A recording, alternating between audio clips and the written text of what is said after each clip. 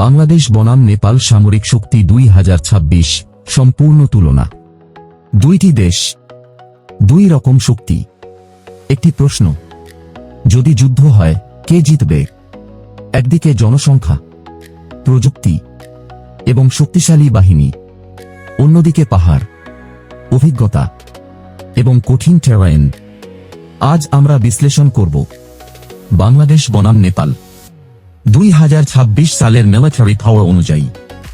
শেষ পর্যন্ত দেখলে তুমি নিজেই বুঝতে পারবে উইনার কে। Chapter 1, country overview.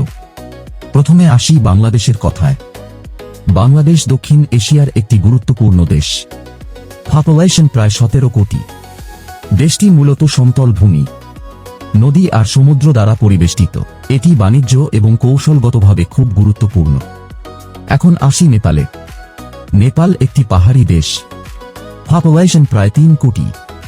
হিমালয় পর্বতমালার কারণে এই দেশের ভৌগোলিক অবস্থান খুবই শক্তিশালী।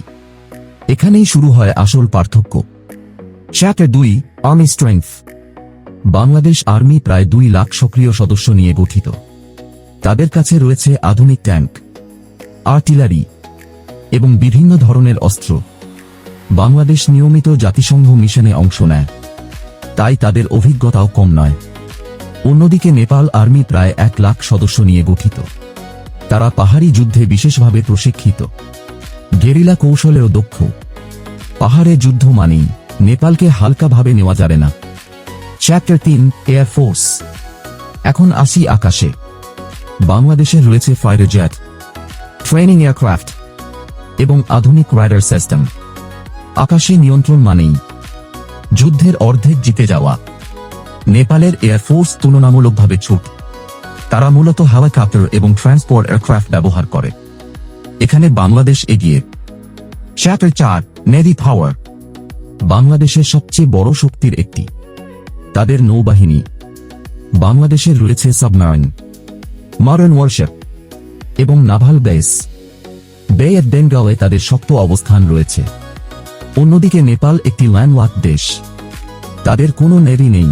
Chapter 5, military budget. বাংলাদেশের ডিফেন্স বাজেট তুলনামূলকভাবে বেশি।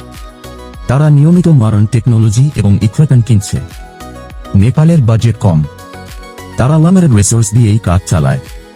কিন্তু মনে রাখবে, সবসময় টাকা মানেই জেতা না। Chapter 6, geography advantage. এখন আসি সবচেয়ে গুরুত্বপূর্ণ অংশে, ভূগোল। বাংলাদেশ সমতল, এখানে চলাচল সহজ। কিন্তু নেপাল একটি পাহাড়ি দুর্গের মতো। পাহাড়ে আক্রমণ করা খুব কঠিন। নেপাল এখানে ন্যাচারাল অ্যাডভান্টেজ পায়। Chapter 7, real war scenario. এখন কল্পনা করি যুদ্ধের পরিস্থিতি। সিনারিও 1, খোলা মাঠে যুদ্ধ। বাংলাদেশের ট্যাঙ্ক এবং আর্টিলারি এখানে কাজ করবে। বাংলাদেশ এগিয়ে থাকবে। সিনারিও 2, পাহাড়ি যুদ্ধ। নেপাল এখানে ভয়ঙ্কর হয়ে উঠবে। তাদের টেরাইন নলেজ বড় অ্যাডভান্টেজ।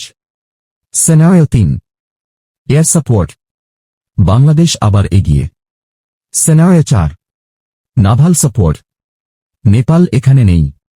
এখন পর্যন্ত যা দেখলে তাতে মনে হচ্ছে বাংলাদেশ, কিন্তু শেষটা এখনো বাকি। Chapter 8, experience and strategy. Bangladesh আন্তর্জাতিক মিশনে অংশ নেয়। তাদের কোঅর্ডিনেশন এবং প্ল্যানিং ভালো। নেপাল ছোট হলেও তাদের সৌদির ডিসিপ্লিন খুব শক্ত। তারা কঠিন পরিস্থিতিতে টিকে থাকতে পারে। Chapter 9, strength versus weakness. বাংলাদেশের শক্তি, সংখ্যা, প্রযুক্তি, নৌবাহিনী, দুর্বলতা, পাহাড়ি যুদ্ধের অভিজ্ঞতা কম। নেপালের শক্তি, পাহাড়, গেরিলা কৌশল, এন্ডুরেন্স। দুর্বলতা, টেকনোলজি এবং বাজেট কম। সবকিছু মিলিয়ে ওভারঅল মিলিটারি পাওয়ার অনুযায়ী বাংলাদেশ শক্তিশালী। কিন্তু নিজের মাটিতে পাহাড়ের ভেতরে নেপালকে হারানো সহজ নয়। এখন বলো, তোমার মতে কে জিতবে, বাংলাদেশ নাকি নেপাল? কমেন্ট করে জানাও। আর এমন ভিডিও পেতে ফলো করো।